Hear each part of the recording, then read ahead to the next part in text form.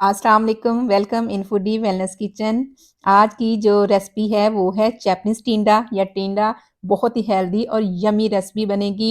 इसके लिए आपने इसको पील करने के बाद धोना है, फिर इसके स्लाइस काट लेने हैं और 1 चम्मच यहाँ पर लिया है ऑयल। जब ऑयल गर्म हो जाएगा इसके अंदर 1 बड़ा चम्मच ज़ीरा डालेंगे और ज़ीरे को अच्छे तरीके से फ्राई कर लेना है। फिर इसके अंदर 1 बड़ा चम्मच जो है वो बेसन बेसन को आपने अच्छे तरीके से बुनाई करनी है कि इसके अंदर खुशबू आ जाए और इसमें गुठली बिल्कुल भी ना बने।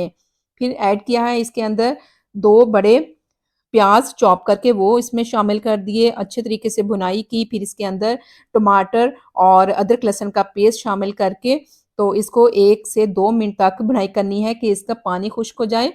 और फिर इसके अंदर पाउडर मसाले, सुरख मिर्च, हल्दी, नमक ऐड करने के बाद थोड़ा-सा पानी ऐड किया और फिर इसको ढक्कन दे के आपने अच्छे तरीके से भुनाई करनी है ताकि ऑयल इसके ऊपर आ जाए और मसाला बिल्कुल गल जाए।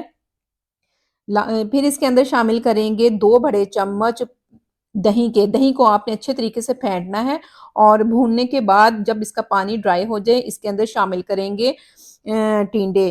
तो आप अपनी ज़ुबान में इसको क्या कहते हैं? जैपनीज़ टिंडे कहते हैं या टिंडे? तो कमेंट्स करके ज़रूर बताइएगा। यहाँ पर आपने इसकी अच्छे तरीके से भुनाई करनी है, ठीक है? फिर इसके अंदर कसूरी मेथी हाफ चम्मच और इसके बाद सब्ज़ मिर्च, गरम मसाला और सब्ज़ धनिया शामिल करके तो आपने इसको ढक्कन देकर स्टीम पे पकाना है, बिल्कुल लो फ्लेम पे।